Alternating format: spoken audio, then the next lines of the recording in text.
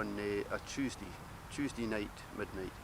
And we didn't arrive back home until Thursday about lunchtime.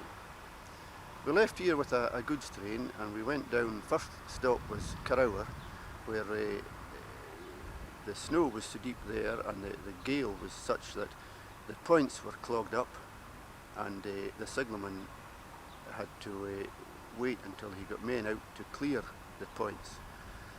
We were about 4 hours at Carrower. Eventually we got away from there and heading down from Gorton to Bridge of Orchy. We had no plough on and the snow was more or less level with the windows, and we were pushing the snow like a big snowball in front of us, and it would break away and then form another big ball of snow and then break away, and it kept doing that all the way down to Bridge of Orchy. And when we got to Bridge of Orchy, we changed over with the Glasgow main. Now we had just come down the hill, we changed over, and as soon as we left Bridge of Orchy on the way up again, we ran into a drift. That was only about 20 minutes after we'd come down. We ran into a drift and it knocked the vacuum bag off, which meant the brakes came on. So I had to go down and put the vacuum bag back on to get brakes. And the driver said at that point, well, I'm not going up the hill, he said, until we get a snowplough down. So he said, ask the signalman if we can propel back into the station. So I had to walk back through the snow to Bridge of Orchy. It was only about a quarter of a mile. I was sinking up to my waist in the snow. When we got back to Bridge of Orchy, the signalman gave us permission to proceed back into Bridge of Orchy, and we did that. So we were there then that morning. That was about 8 o'clock in the morning, and we were there all that day and the following night until about 8 on Thursday morning. 8 o'clock on Thursday morning, a snowplough got through, and we coupled onto him, and he went ahead of us back into Fort William.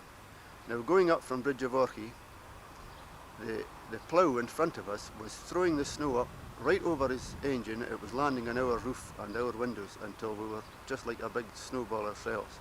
We were just caked in snow, 3 or 4 feet of snow sticking all around the cab windows. And the weather conditions were just atrocious. The wind was such that you couldn't breathe. If you put your head out the door at all, you couldn't breathe with this fine snow being blown about. It almost choked you. And eventually we got back into Fort William about midday on Thursday. So that was from Tuesday night, midnight, to about midday on Thursday. How did the steam trains compare with diesels in the snow, Callum? Well, the steam, it was a much harder job in the snow. The diesel, you sort of don't see much difference because you're enclosed in a nice warm cab and you just get on with the job, and it's a bit more difficult. But with the steam, it was open, and when you hit a snowdrift, you threw the snow up in the air. It came in everywhere. It formed a fine sort of spume, and it came in, and you could hardly breathe with it. It went down your neck, and you felt the coldness about your body. It went up the leg of your trousers. You were just covered in snow. You know, it was horrible.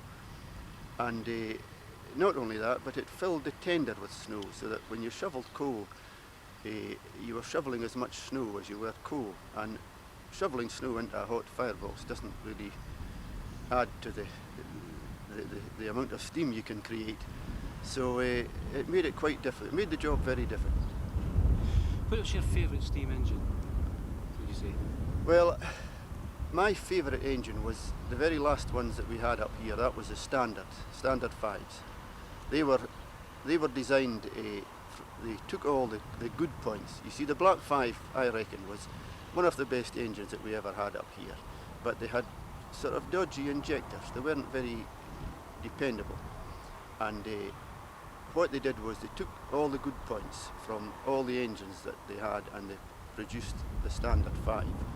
And it was very like a Black 5, but it had very good injectors, and it was a topper of a terrific engine. I thought it was the best engine we ever had up here.